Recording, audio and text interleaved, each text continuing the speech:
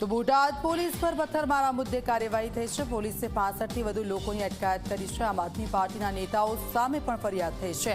પ્રવીણ રામ, રાજુ કરપડા સહિતના 85 લોકો સામે ફરિયાદ થઈ છે। હત્યાનો પ્રયાસ, ષડયંત્ર અને ગેરકાયદેસર મંડળી અંગે ગુનો।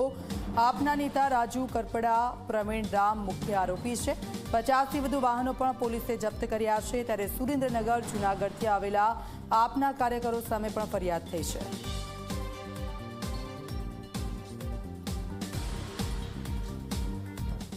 पुलिस है जो बंदोबस्त में हाजिर थी ए के कायदानी व्यवस्थानी परिस्थिति जणवाई रहे ए परिस्थिति जणवाई रहे ते माटे पुलिस जेम त्या स्थल पर पहुंची तो आ लोग जो कार्यकर्ताओं ने आम आदमी पार्टी कार्यकर्ताओं ने आगेवानों था ए लोगों पुलिस ऊपर छूटता ज पत्थर मारू ईटो